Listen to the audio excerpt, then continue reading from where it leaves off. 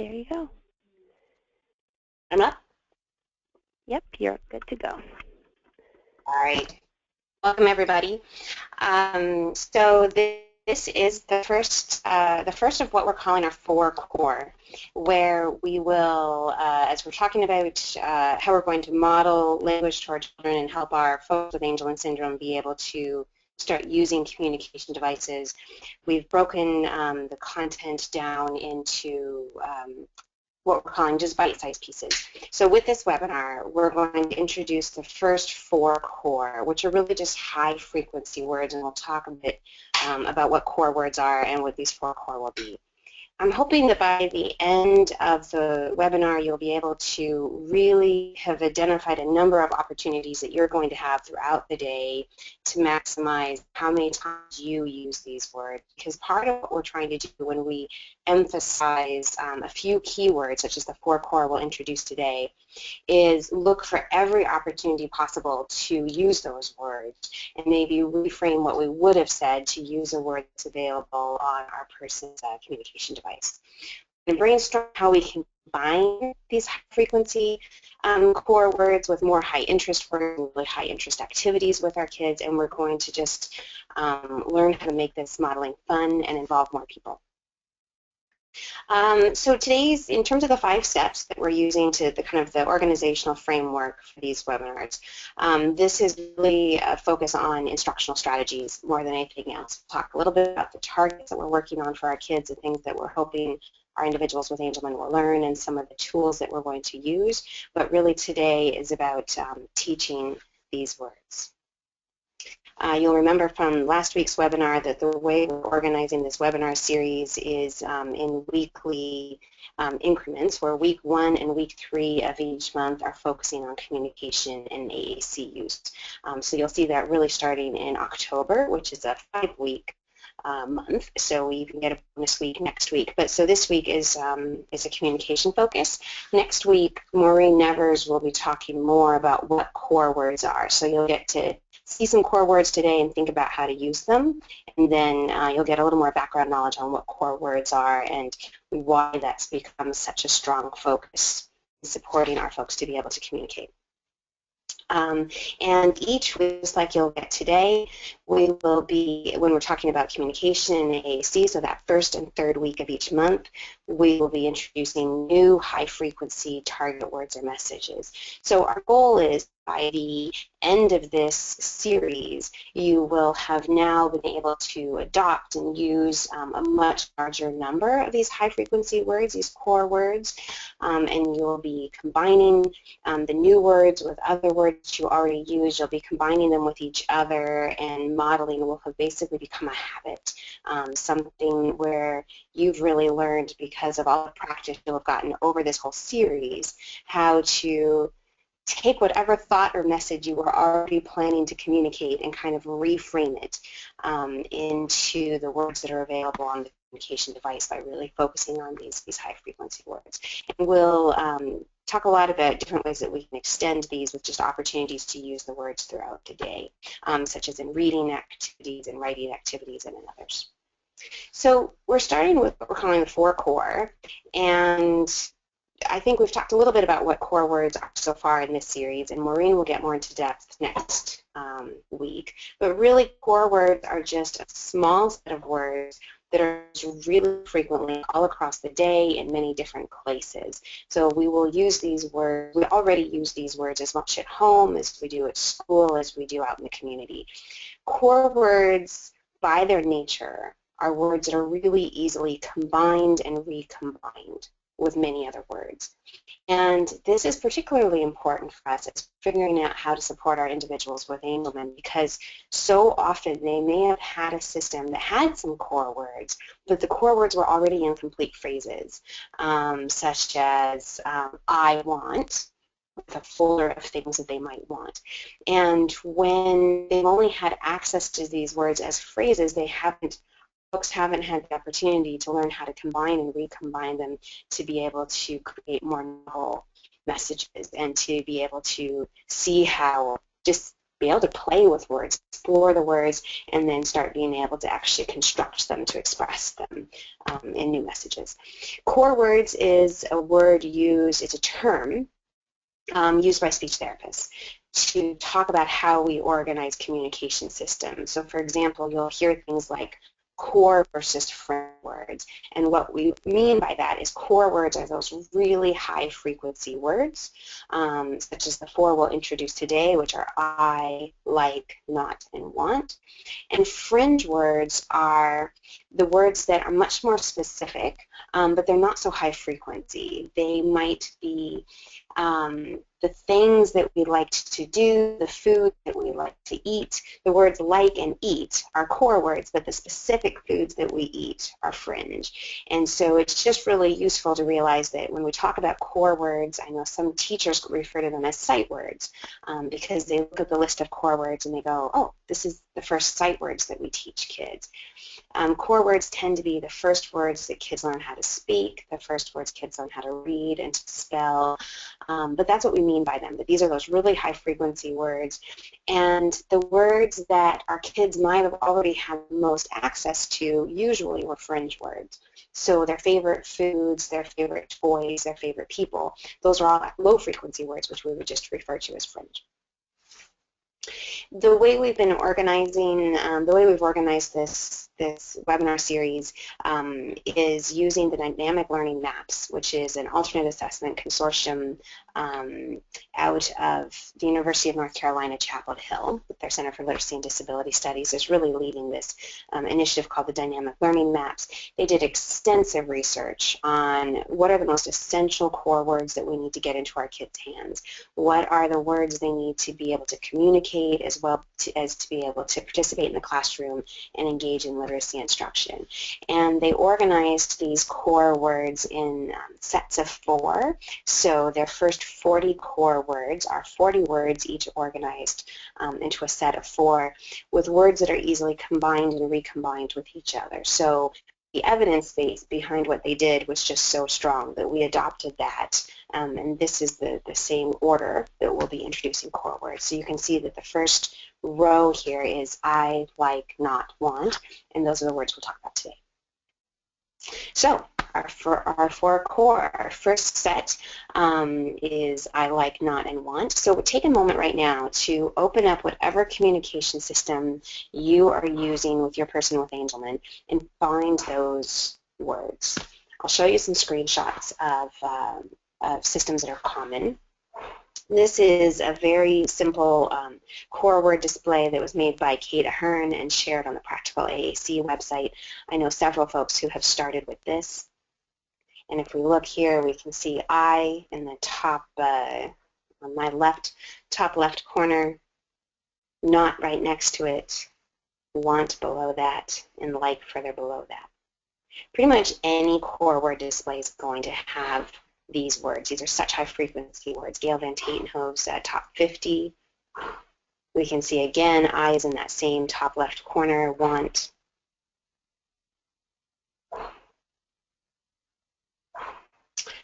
Here's, what was that? Just to let you know, that's actually Deanna Wagner's set that she is right. sharing. So we will make that available to everybody. If you need a light text set and don't have one, that's the set Deanna used with the 40 words from DLM and then a few extras that are just super important, like eat and drink, that she added. Excellent. So she took the top 40 and added 5. Correct. It looks a lot like Gail Van Tatenhove's top 50. Well, that is not surprising because I think great minds often think alike. Well, and I think it really speaks to how, so Deanna Wagner is a well-known speech language pathologist, so is Gail Van Tatenhove. You can see that no matter which speech therapist has put it together, there are certain words that are just so crucial and high frequency. We're going to see them all across systems. One of the systems we've talked about is Proloquo Go. Just from informal surveys I've done with our families, it's the most commonly owned. And this is the 6x10, so it's a 60-word intermediate core. And again, we see I in exactly the same location. We see want and like on the row down, and we see not on this one up in the top, more the top right. So whatever system you have, get it in front of you and identify where these 4 words are. Because part of what we're going to be doing is trying to develop some real automaticity, basically memorizing where those symbols are so that as we go to model them for our individuals, we don't have to think about it. One of the keys about providing a core word system is having that kind of predictable location so that we can start getting as automatic when we look for symbols as we are when we're typing.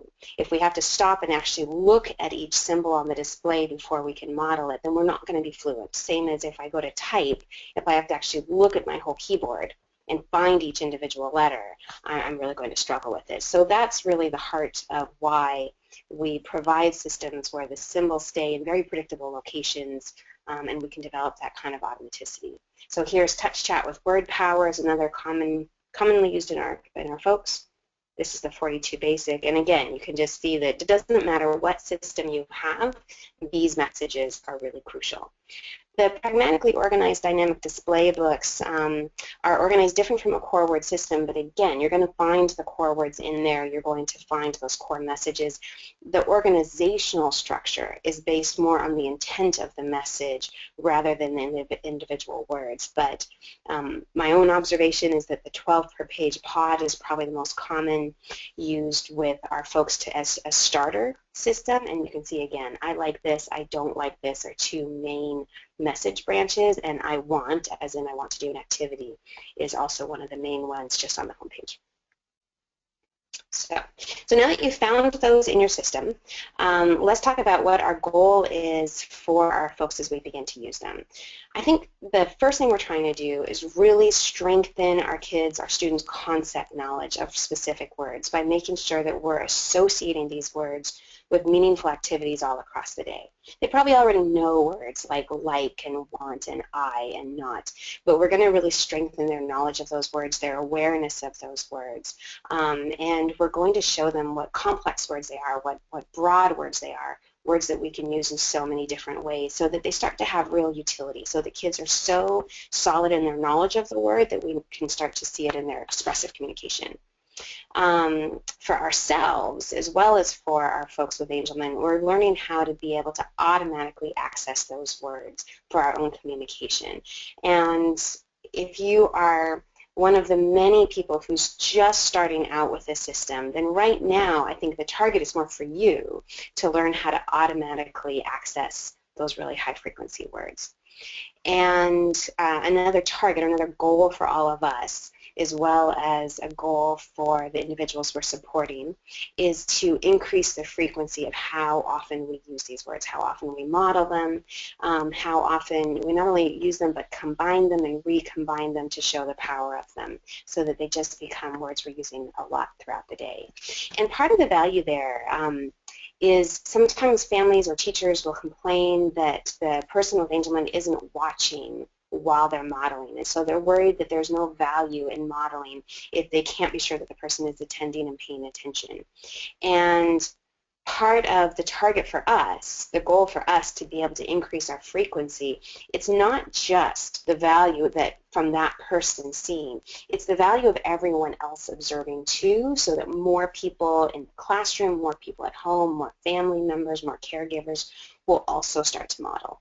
It's also the value of us learning how to take the thoughts that we want to express that are so easy for us to just speak and actually start speaking them using the words that our person can access. So think of all the different ways that you might wake your person up in the morning and talk about how we need to go get dressed and get ready for the day. There's such a range of messages we can say. And when we start modeling, what we start doing is just developing a habit of using certain words much more frequently and kind of translating our thoughts into the words that are available to them.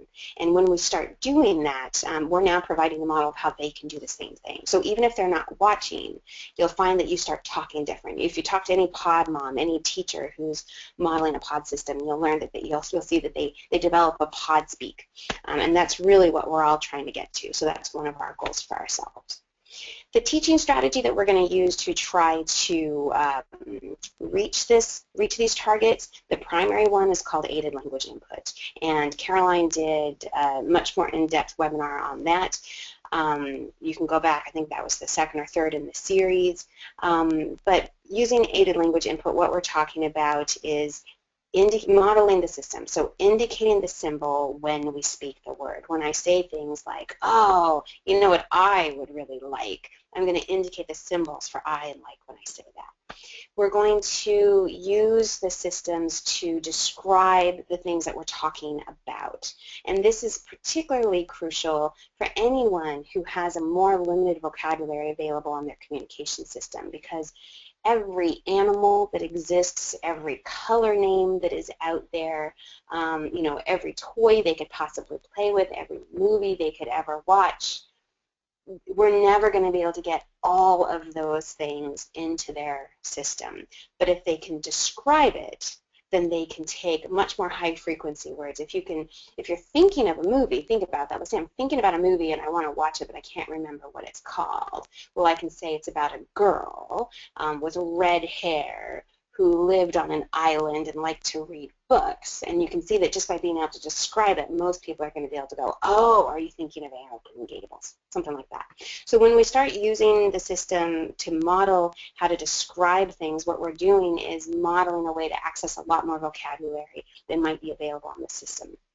We're using these systems to reflect back what our person is already communicating to us. And you'll see that a lot in today's webinar, how to use these words to reflect back. So when they're vocalizing and reaching for something, we can model, oh, you want that. When they're laughing at something that they're pleased by, we can model, oh, you like that. And when they're shoving something away and showing us, in all the ways that they're very effective at showing us something they don't like, then we can just model back, you do not like that. That is not something you like. You do not want that. And we're going to expand on what they're saying. So when they use words like iPad or cookie, when they start accessing those, often those nouns are the first things that our folks start to communicate. So whatever it is that they're asking for, we can say, oh, you want your iPad. Yes, you like your iPad. And we're going to expand on the message that they've already communicated. So the first word that we are looking to introduce is I. I is an extremely high-frequency word. It sounds a little odd to start with it in the very beginning. I remember when I was first encountering all this literature and looking at the DLM Top 40, I couldn't quite see why I would be one of the most important. But one of the values of the word I is that it's such a common sentence starter. So we're already, if we start using I, then we're already starting to model the way that actually most of us speak. We just start so many sentences with the word I. What I found I really liked about the word I was that when in doubt, I can always say I. If I'm trying to find a word to model with Maggie in whatever the circumstance is and I can't find the word that's on her system, I can always model words like I and you. I think this. I think you think this. I think you want that. I've always got access to the word I. And you saw that on each communication system we looked at, I tends to be a very easy word to find. We can expand on verbs with I all the time, right? So as our kids start to communicate messages like go and stop and like and want, then it's a great word to be able to start expanding on them.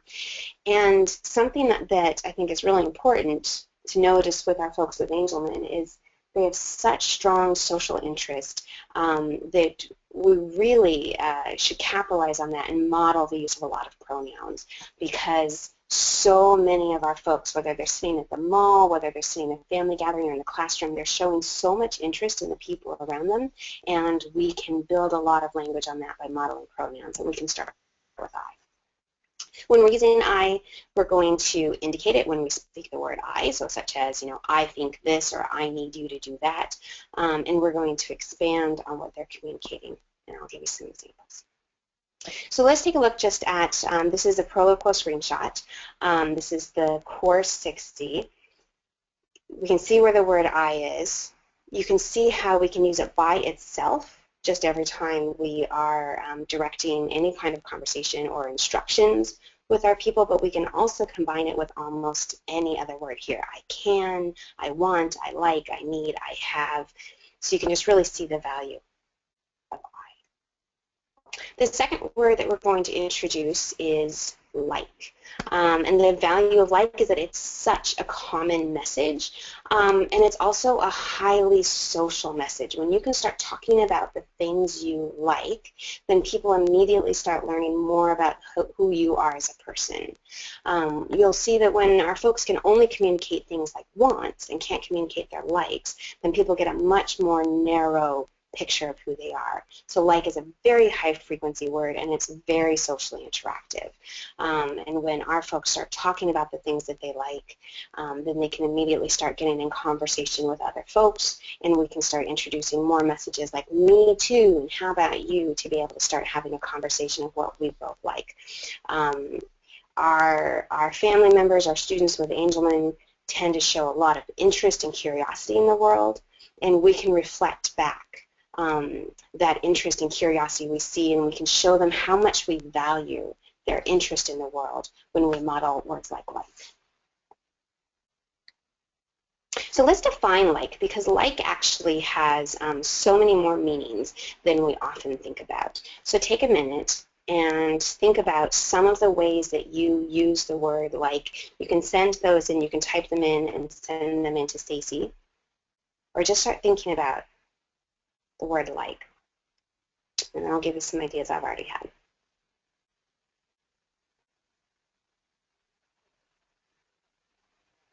Carolyn, feel free to get them started, and then I'll.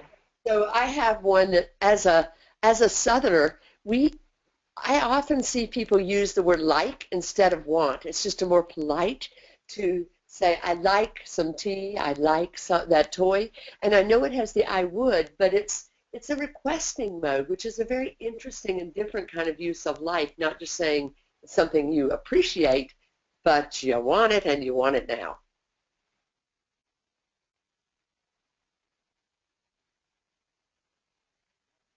All right, so here's some of the meanings that I came up with in addition to that. So like is a verb, as in I like that. But it's also an adjective. You know, I felt like doing this, or oh, I just felt like crap, right? These are kind of phrases that we use a lot, and we don't even realize how often we say words like. We use it to compare things, to say it is like that, or it's not like that. We use it as a noun, such as let's put like with like.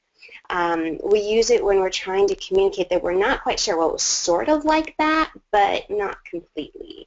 And we use it just as a filler. She was like, oh, what is his problem, right? So the word like comes up so often. We have a lot more opportunities to use it than I think we even realize we do. Does anybody have another purpose for the word like that they want to add? Yeah, there is like as a comparison, like for same as, and those are the only two that I have. Awesome. So you guys are already being more creative. So often when we've talked about modeling words like, people have we can immediately get into that rut of only using it to say things that we like. So you can see that it's a really easy word to model because we use it so often. And reflecting and expanding are kind of the two major times when we might use it. So just think about your person for a moment, the person you're trying to support. What are some of the contexts already in which they show you that they like something? Whether it might be options of something to eat at mealtime, options of something to watch, such as when they're on YouTube or Netflix. What are already some of the ways that they're telling you they like things, where you could now introduce this language that they could use to communicate what their bodies are already telling you? And if you have an idea, go ahead and send it into Stacy.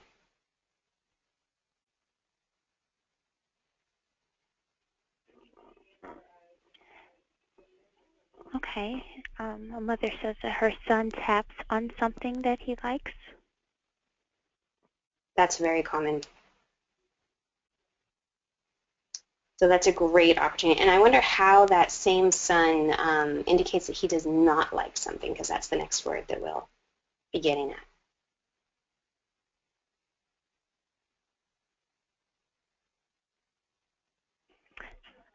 She says he pushes it away if he does Excellent. not like it.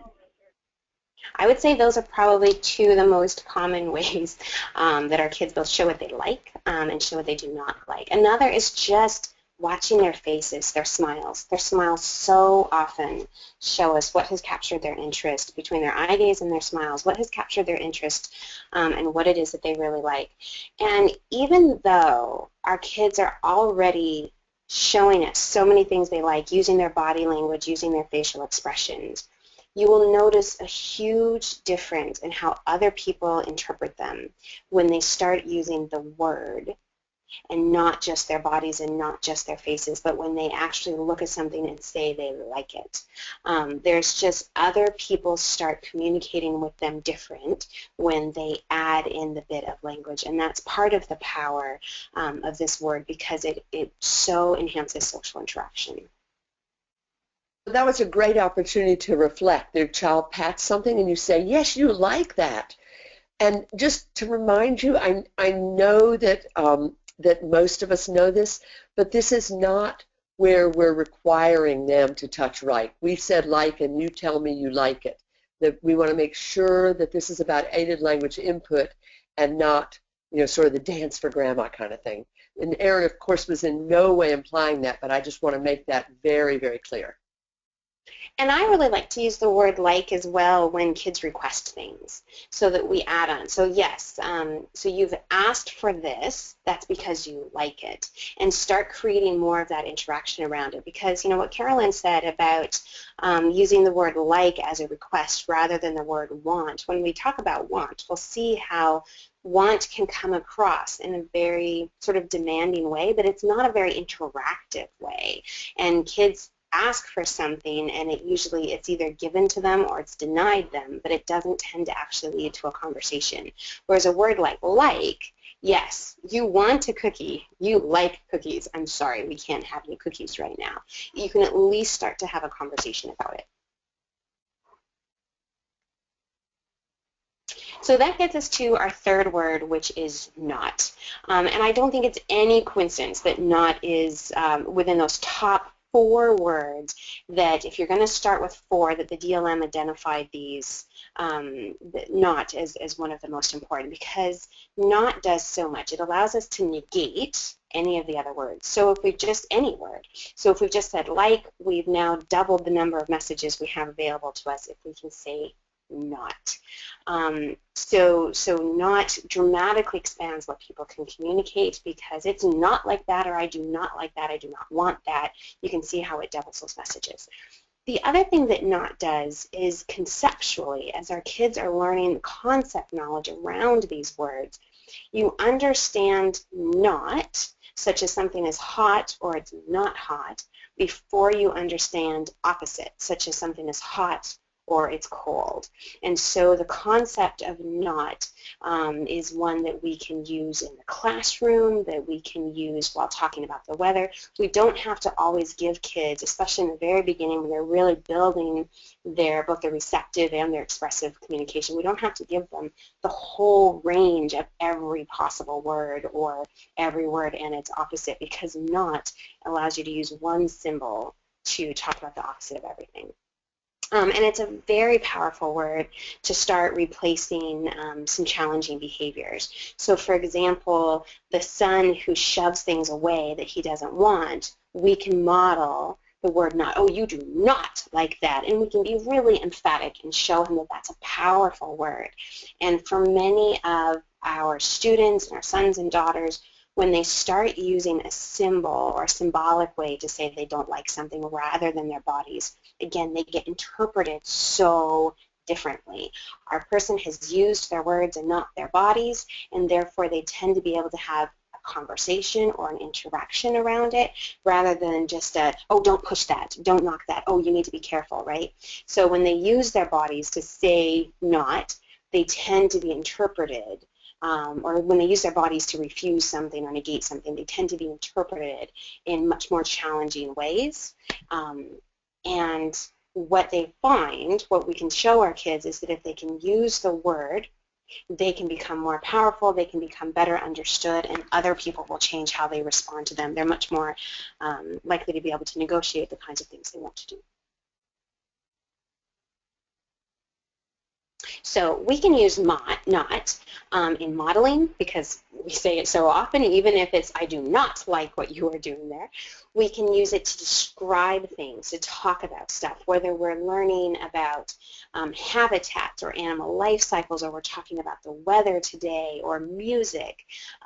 Using the word not, was it loud or was it not? Was it quiet, right? To start teaching all the different ways that we can talk about things. We can use it to reflect back what our student is communicating, such as when they shove something away that they don't want. And we can use it to expand. So for example, and I'm blanking. Carolyn, do you have an example of how we would use it for expansion? So one of the ways that I would expand that is that they have just That's right. If anybody else has one, go ahead and offer it in. Okay, so I would say that if they have protested, that we're saying, oh, you do not like that, or you do not want that, or you do not want to go, because they've done the drop down thing.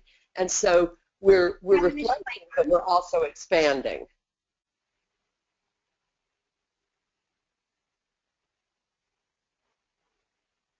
All right. The last word that we're introducing this week is the word want. Want is a very common word that's already offered to so many of our kids, right? Because if you think about the first interventions that we do for people who are nonverbal, requesting tends to be one of the first things we do. Now, maybe it's been more implicit, where we've used picture exchange or picture symbols to be able to request things. But want is a very common thing in order to make sure that everyone can get their basic wants and needs met. So the value of want is just that it's very high frequency.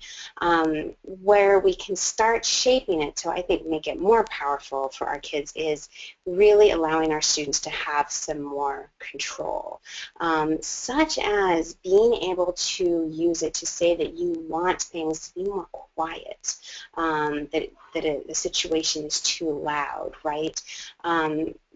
The more basic ways that we use it are really just to request objects, but we can start using it to say that you want to hug, to say that you want to sit with someone, to say that you want to read a story or just sit and watch a video together, that sort of thing. When we start using want to get much more social interaction, then it tends to become much more powerful for our individuals with Angelman.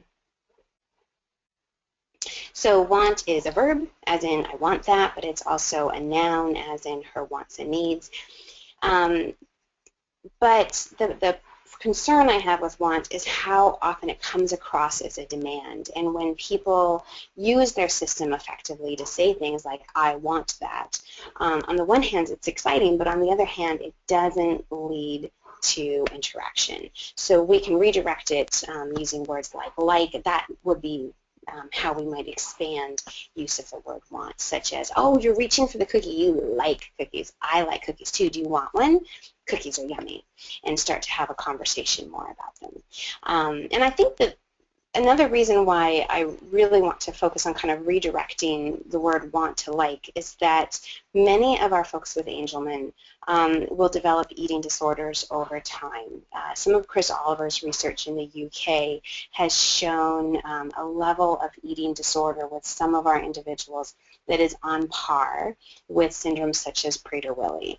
So many of our folks struggle to feel full after they've been eating, or even struggle to know how full their mouth is. That kind of level of body awareness just isn't there for them yet, and they don't have that sense of satiety.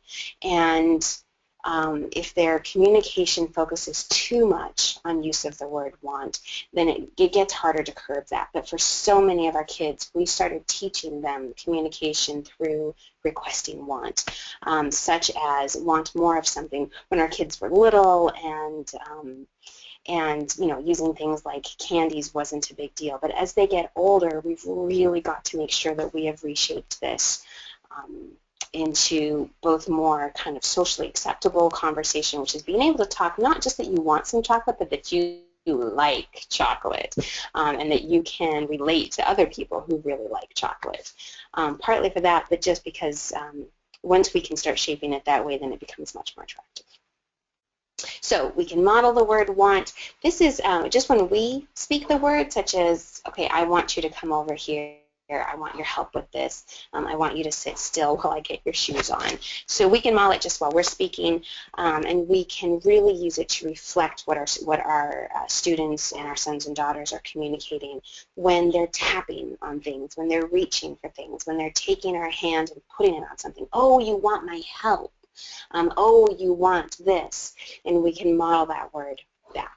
And we can also model it when they show us any specific thing they want, such as if they start using a symbol, such as for iPad or cookie or chicken, you know, in terms of using an object or a noun to request something that they want to eat, then we can expand on it by saying, oh, you want to eat that. You want dinner right now, things like that. And what's really lovely about these 4 core is how nice they are to be able to combine them, such as I like, I want, I do not want, I do not like, you know. You like her. You do not like that. It is not like that, actually. You want your iPad. You like it. So you can see how these words are really easily combined. If you've got someone you're supporting who is not yet using symbols expressively, so you're modeling, but they're not yet using the system you're modeling, then really feel free to keep your modeling at just sort of the one key word or maybe 2, such as I like, I want, or not like, not want. But once you see your kids start using it, that's really our chance to expand, and that's really our chance to combine and recombine these words. There are so many ways in ordinary activities that we can do this. So we've got some examples for you in terms of shared reading and wordplay. But I wanted to just take a minute and think about what are the contexts that you already engage with your kids, where it's already it's often helpful if it's kind of already a sit-down activity where you can have the device in front of you. So if anybody wants to send in an example of an ordinary activity you do, send it in to Stacy and let's just talk about it really quick.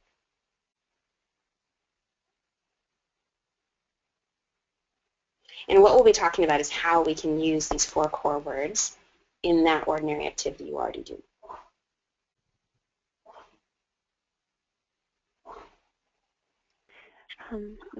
We have riding bikes. Awesome. Making dinner. Story time. Watching TV. Bath time.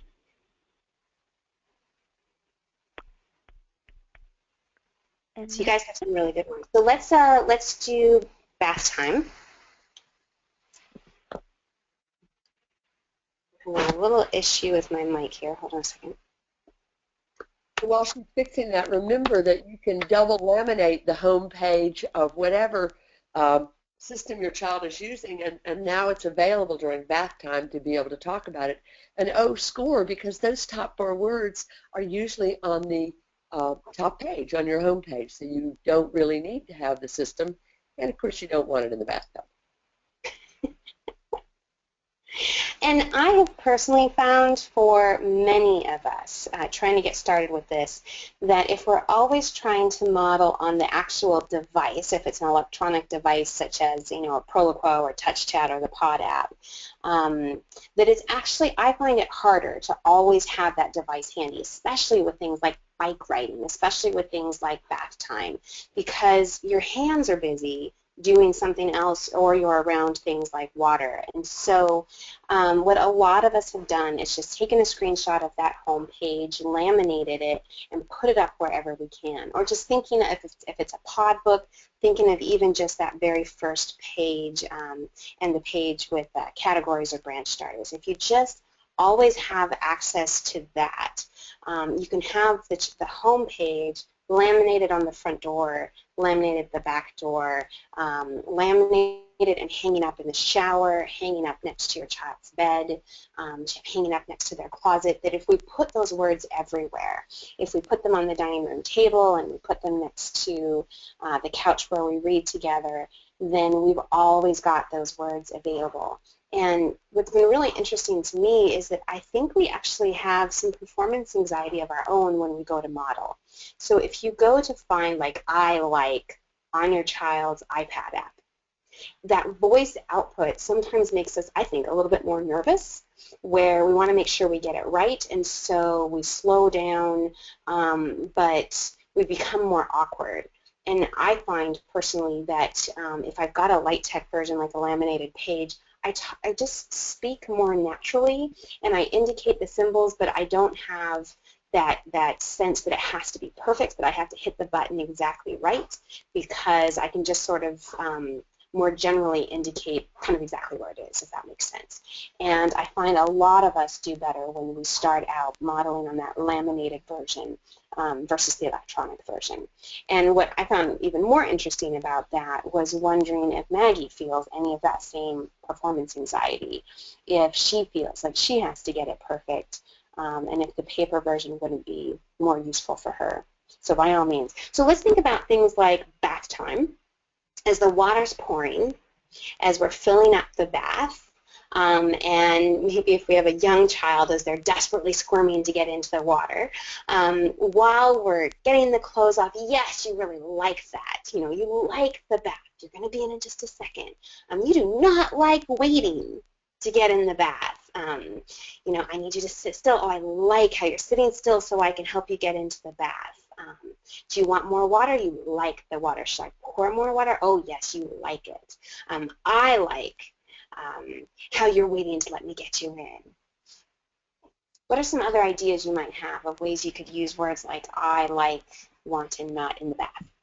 So while they're writing, my kids always, and grandkids always just love bath toys, and so that's a great thing about their kind of pointing, reaching, and you're like, oh, I think you're telling you want that. Yes, you love that yellow ducky.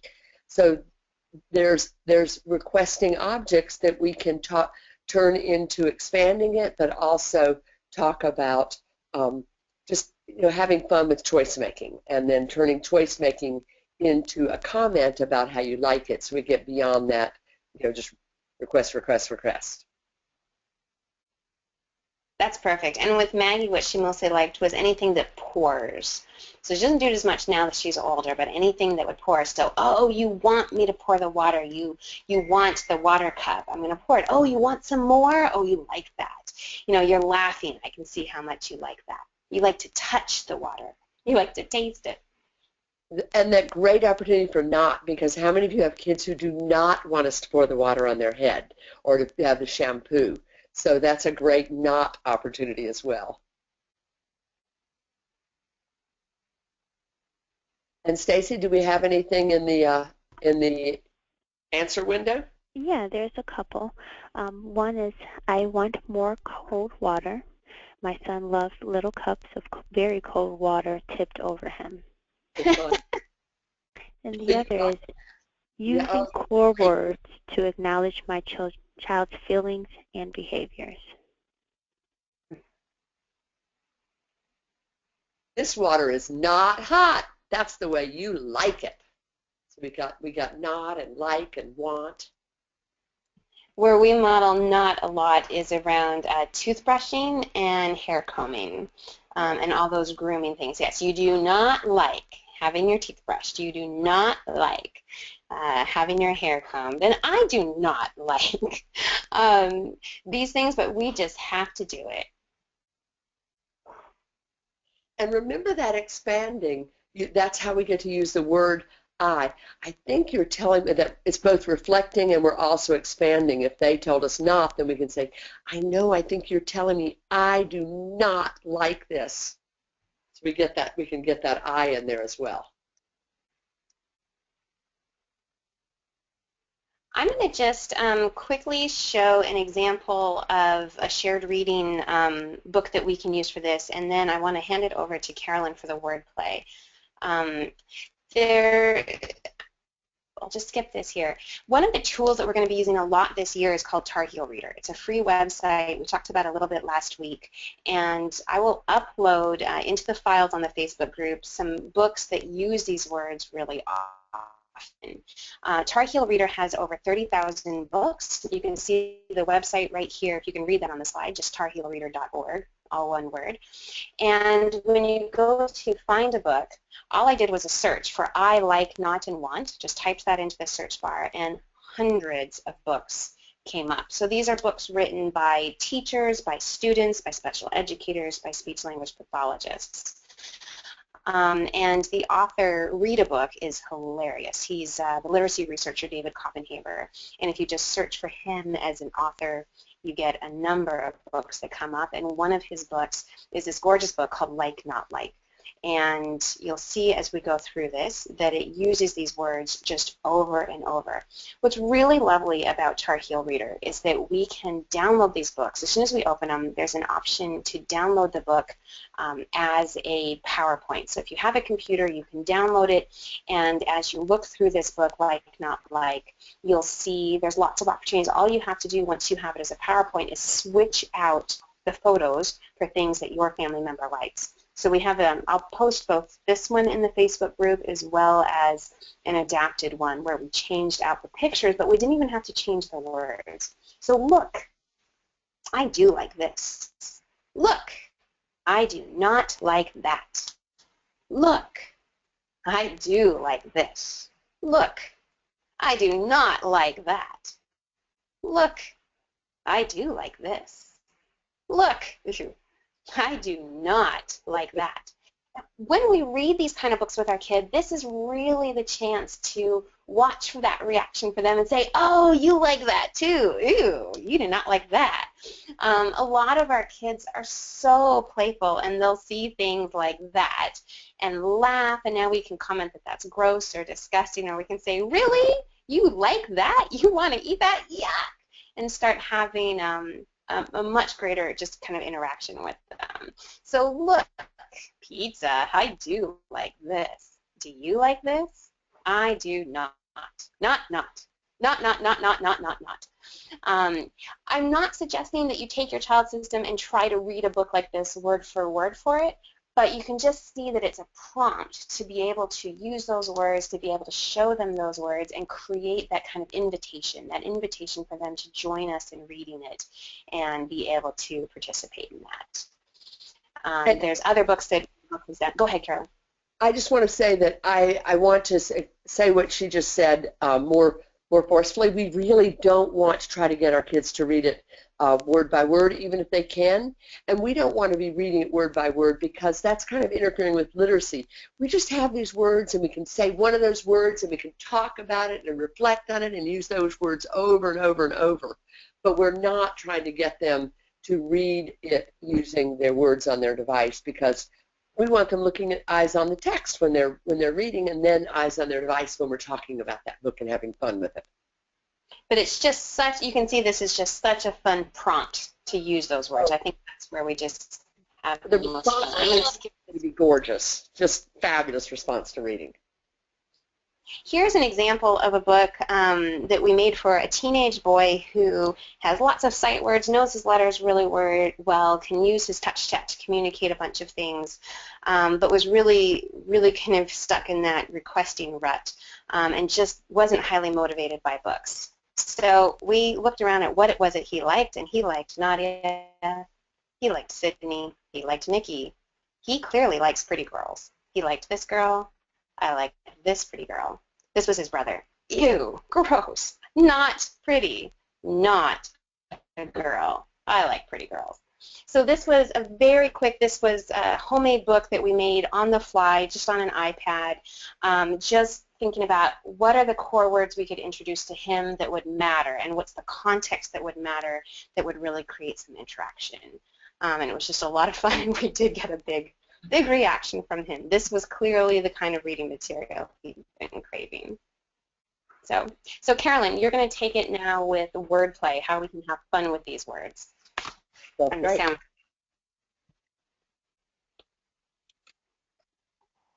Okay, so has it been turned over to me? I'm looking to... Stacy, are you changing the presenter? Actually, Erin, I think you have to share it. Okay, well, hold on. I have the main presenter. Show my screen. Okay, it worked. Oh, perfect. Okay.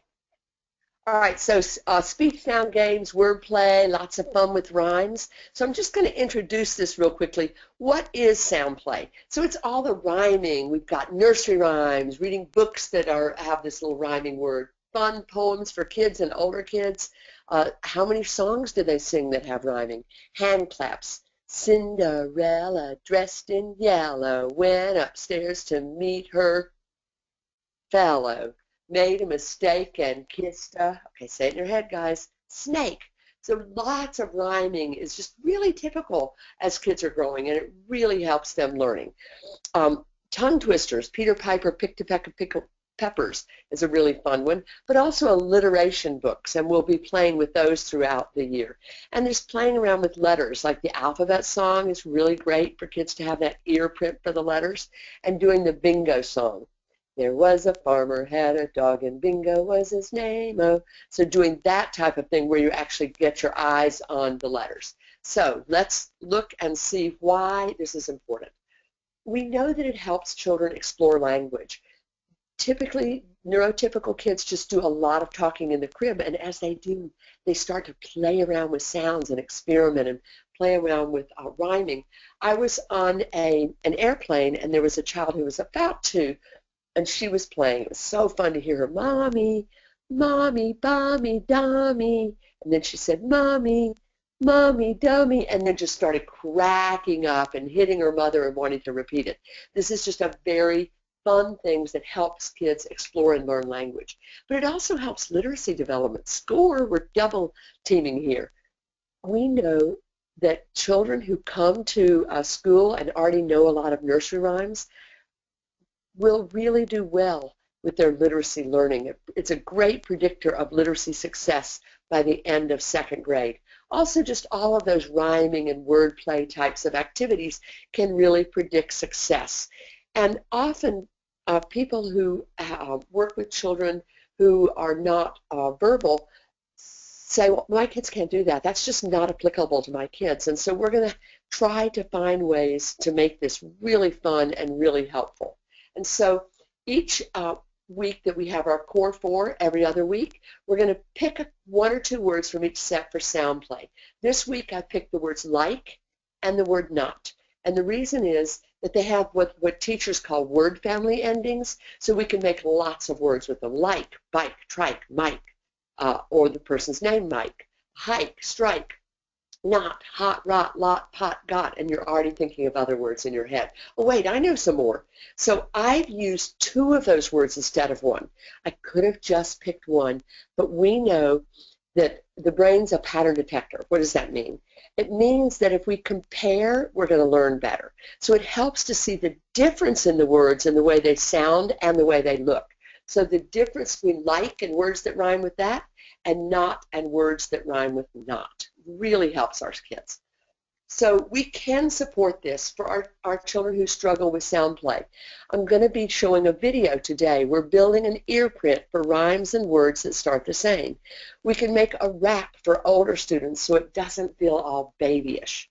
We're going to do some books. I've got a couple of books for this today, and actually 1 book but in different formats so that you can use it digitally, but you can also just print it off and have it light take it in the car with you. And we'll also be using poems and songs because we know that rhythm helps learning and melody helps learning. So I've got some rhythm to make it a little more engaging today, but we know that when we add rhythm and melody, it also helps memory. So we're going to show a video, like and not. Now notice that when I put these words up, I have it on a black background so that the picture and the words pop. I have them in yellow. I've also put them, this doesn't look like a book. When I made it into a book, I took away this extra line. I have the extra line right now so that when I show the video, you're going to really see me underline the words. Now, right now, it's my voice. We'll see if we can get some young people doing some of the videos for us so that it will be even more engaging for our students. So here's our video. I'm going to just spread it out so it takes the whole screen. Would you like to have a bike, bike? Yes, I like. Would you like to have a trike? Yes, I like. Would you like to have a mic? Yes, I like. Would you like to take a hike? Not because it's hot. So this is an Arizona little story because it's always too hot to hike in Arizona in the summer, but just thought that would be a fun way to contrast the words like and words that rhyme with that and the word not and words that rhyme with not. So I've also made... Like to have... Oopsie, sorry, I forgot that I was being clever and put it in as a video as well. So let's look and see how this might look as a book. So here it is as a digital book, and I kept the colors, the black background, the yellow text, so it really pops, but I made the sentences put together so that the alignment looks more like a real book. So you can see that's just a book. I'm going to have that available in 2 versions. I'm going to post it at the Facebook group, and it's going to be on both a Keynote and also as a PDF. So that way if you don't have Keynotes, PDFs open in iBooks, which is on every single iPad. I also have made it into a format that takes away the black background, because if you're going to print it off, you're going to hate me because you're going to use up all your printer ink. So this is the printed version. Again, that's just going to be a PDF.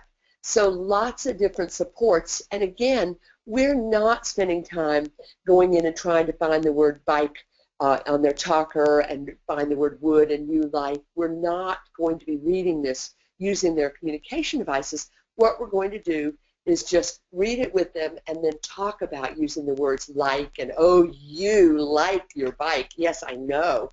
Your bike is so cool. And then pointing out the types of things that they can share. So our next course set is going to be about tongue twisters. So you might want to tag me on Facebook. What I'm going to do, actually, I'm going to do a question saying, give me your child's first name, and then I'm going to try to use them throughout the year, as many as possible, in the tongue twisters you do. Next time, we're going to talk about actions. So let's be a little proactive, and you're going to think of some actions that start with the same letter as your child's first name. So if your child is Maggie, we might do Maggie makes, Maggie marches. Lily, Lily likes, Lily licks, Lily leaps. And we can see that those are going to create very different and fun tongue twisters, and you might do more than one. Again, I'm going to contrast 2 words next week, 2 letters of the alphabet, so that the child begins to see the difference between M and L or M and D. So because we know that the brain is a pattern detector, and that looking at patterns really helps our students learn well. So I am going to change this presenter back to Erin Sheldon so that Erin can finish up this webinar, and we'll ask for questions now. All right, so hopefully my screen is back to showing. Yes. It's interesting. I know that so many of us, as we're getting started, the idea of trying to extend what we're doing, just getting started with like a new app we've gotten like Proloquo, and also trying to add rhyme play and that sort of thing, that might feel overwhelming. It might feel like that's beyond us. That's okay. Go ahead and save that for later if you need to. But what we're trying to do is both give our kids access to words they might not have been able to use before by modeling them with them, but also give them access to all the other experiences that developed the word use in their typical peers. So as typical kids are learning how to start talking, they're also really exploring the sounds of language, and they're learning how to babble and play with it and manipulate it. And so many of our kids have never had an opportunity to manipulate the sounds of words and play with words. And that's going to turn all of this into work if we don't also figure out how to make it playful. So we'll post the video we'll post these other Tar Heel books. I didn't show it, but I had a video narrated by a child, a video of one of these books. Let's just start putting some books in front of our kids, reading these books with our kids. You should be able to play them right off your iPad or your laptop. You don't have to do any editing to them, but see if we just get some engagement around it and some interest, and we can just really heighten the use of those words by reinforcing them. So for possible next steps, pick an activity. My encouragement is to pick an activity to focus on and brainstorm the words that you're going to use, such as if bath time feels to you like that would be a time where you could really be modeling some language, then pick bath time and think about all the ways that you can use I, like, not, and want there. Please share your experiences in the Facebook group, because what we're going to find is that I think the biggest learning is actually going to come from parents and teachers talking to each other, going, oh, here's what I did last night. You can make a quick video of you modeling, whether you felt it was an epic fail or whether you felt it was successful or whether you wonder if you're doing it right. Make a video of it and share it in the Facebook group so that you can get feedback from other people. And be thinking right now about the things that you want help with. If you want help with something, take a video, post it on the Facebook group, and kind of create that opportunity for dialogue. But reassure yourself, there really isn't a right or a wrong way to do this. If you're just trying to enhance the language exposure that you're doing with your student or your family member with Angelman, then you're already doing something so right. There isn't a perfect way to do it. And so allow yourself to make mistakes. Just give yourself that space. Right now, at this stage in the webinar series, we're really just trying to start creating some new habits is what it comes down to. We're already used to talking to our kids. We talk to them all the time. We talk to our students all across the school day.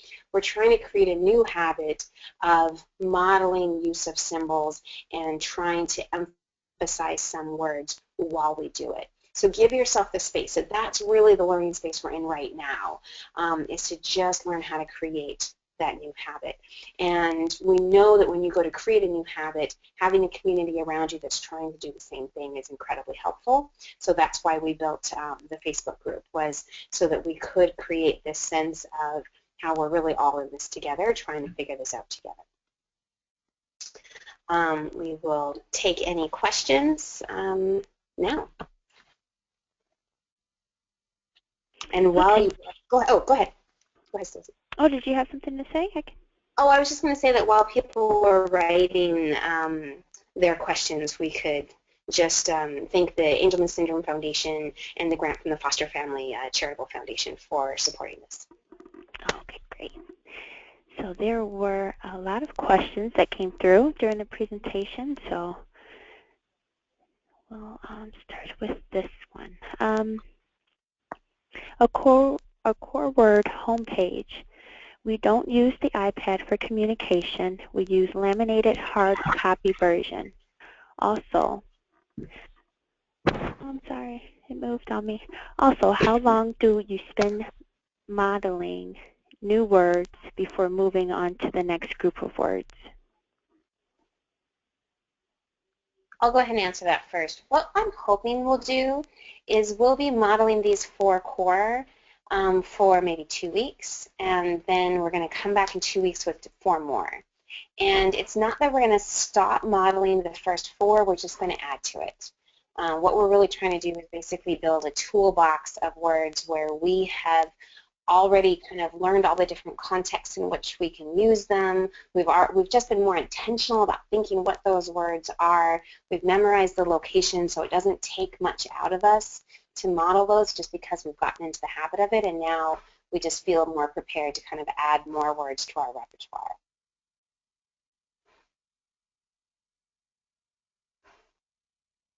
Carolyn, did you want to add anything to that?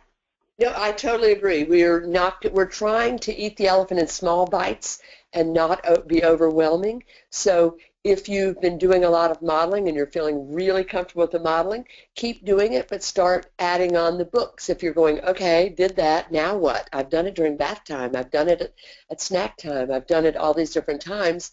What now? What now is to start playing around with the books and enjoying the books and then talking about the books and maybe watching the videos and doing the phonemic awareness. but definitely start with just modeling until you feel comfortable in activities throughout the day. And also another fun thing to do to extend it is to try to get somebody else involved in modeling. Once you're feeling comfortable, then maybe you try to grab dad or an older sibling or grandma or somebody else that you feel would be could get excited about doing this. Because anytime there are two of you, you've just made it so much more likely that your child will jump in. Okay. Touch Chat 42 doesn't have not on first page. It has don't. Should I replace not with another less frequent word? If so, my option would be to take out to, can, do, a, the, or have, or just verbally say the. I personally think that you can use don't just about the same way, because so often when we're saying not in the beginning, we're saying, you know, I don't like that. But Carolyn, what do you think? I would agree, and if you do decide that you want to change it, I would not take out the word do, because that's a super high frequency word. I think something like chew would be. I think you said the word chew, and that would certainly be something that I could easily go to a lower page. But I agree with Erin that I wouldn't be too worried about that. I think you could use don't. You don't like that. The only nice thing about not is then we can connect do and not, but not a big deal, not a big at all. Okay, there's a question regarding the book you referenced, Caroline. They would like to know the name of that book. The book, I think they're talking about the book that I'm going to post. It's just called Not Like, or like ... not, I think is the name of it. And I will be putting that at the Angelman site. I'm going to talk to Erin to make sure that I put it the right place. So I haven't posted it till I make sure we're being consistent about where we post materials so they're very easy to find. And as soon as we do that, I will post it, and I'll put a message at the Facebook group so that everyone knows where it's going. And I think what we need to do is ask Maureen where to put it, because she's the one who's really taken over organizing all of those handouts so that they're all in the same place. But over the course of the year, we'll be authoring, like Carolyn did, a lot of books like that, as well as sharing a lot of Tar Heel reader books. And so, for example, the Tar Heel reader book I shared, you can find on Tar Heel by just Googling, by searching for read a book, or by searching for like, not like. Okay. Is 60 words too much for a core word homepage with someone new to it? So I think that it'd be great to go back and watch the webinar by Maureen Nevers. It was called Choosing the Right App or something like that. But I would say that Gretchen Hanser is one of the most brilliant OTs I've ever worked with, who's also very involved in the Angelman community and in literacy. And she's saying, pick the app that is the richest, that your child can see the pictures and has the motor potential for using within a year with lots of work with them, with lots of modeling. So we're not saying that every child is going to be able to do that. They're not. But if you see that your child can find Angry Birds on their iPad, even though you have hidden it, that's a really good marker to us that that child has the visual and motor skills to handle a 60 location overlay. So we think it's harder to have more. It's actually easier because it's a smaller cognitive load.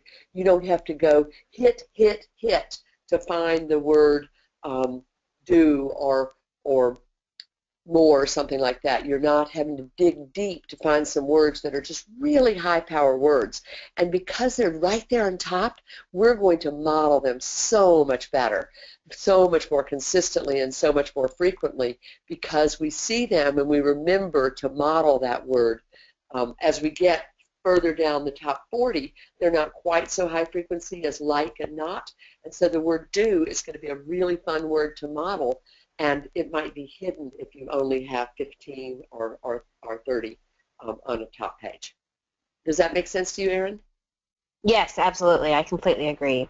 And that's, it's interesting because so many times our kids have gone to assessments, they've had a formal AAC assessment um, that has looked at what they can currently do right now when asked to do it, rather than looking at what is the system that if we start modeling it, that they have the potential to be able to use. And so often our kids have had something prescribed to them that is kind of the minimum of what their current motor and language and cognitive and imitation ability and all that currently allows them to do, rather than making sure that we're providing something that they're growing into. And they're going to be very limited by that. For most of our kids, for so many of our kids, developing that fine motor access to be able to hit that many buttons is to find out what is it they're passionate about on an iPad and an iPhone, and what size icon does it take to access what they really care about. So I knew Maggie, when she could find the play button to watch a Justin Bieber video, that little play button on her iPad was tiny. If she could hit that, then she could actually handle far more than the 4 pictures that were currently being offered to her. So look at what they do when they're the most motivated, and then I think our goal is to figure out how we can make the language as motivating as Justin Bieber or Angry Birds or YouTube or Netflix. But basically, I think what we found over the summer in a whole bunch of family workshops was if a child can find and access like the YouTube button on an iPad or on an iPhone, then they can handle motorically 60 symbols on a home page. And one more thing to think about, if today we give them 9 and then we're going, check, they've passed 9, now let's give them 25. And check, they've passed 25. Okay, let's give them 45. Do you see how hard that is every time we change it? Those 9 that they initially learned are going to move into a completely different page location when we change it to 45, to 30, to 15, to 30, etc. We're just changing the motor plan, and we know that motor planning is not something that children with Angelman are fabulous at. That's really a challenge, and so we want to help them develop a motor plan that they can stick with.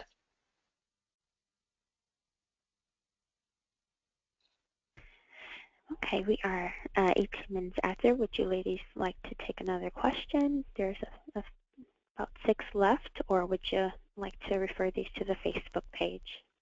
Why don't we take one more and then put the rest on the Facebook page? Okay. Pronouns have always been a challenge. Example, I, you, for, or for him to use properly. Should I not worry too much?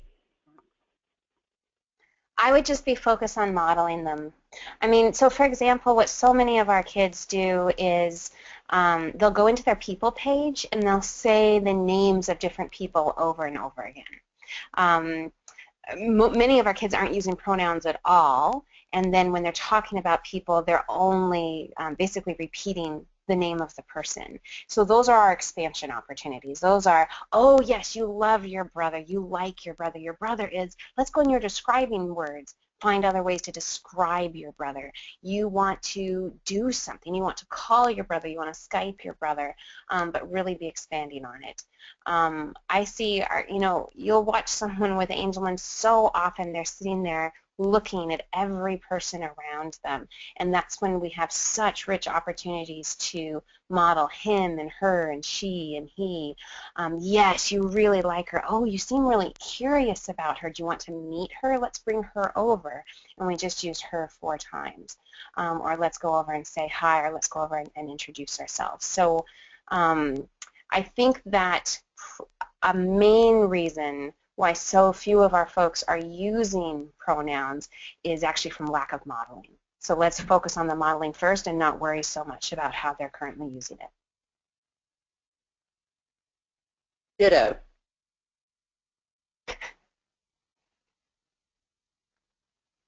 I think that we're going to see so much more of everything once it's being modeled. And remember that modeling should be throughout the day and growing different opportunities and with different people and in different locations. That's how children generalize, is with different locations, different times, different settings, different people. That's really going to help them generalize and start using the things we're modeling. And in future webinars, what we'll be doing is after we introduce the core 4, we're also going to be starting to brainstorm the different categories and that kind of thing that we might use with those core 4. So I think next week we would be, or next month, the next 4 includes words like, well, coming up, I know you and places, people, anyway, how to model those core words, and then kind of what are some logical categories or folders. So if you're working on pronouns, we might use the word who while also working on he and she, and then going into the people folder to talk about people. Or maybe we're focusing on the word who, he and she, we're doing pronouns, and now we're going to move over to describing words. But to be able to expand it past so that when we do start seeing that use of pronouns, we really know where we can go from there. Hope that makes sense.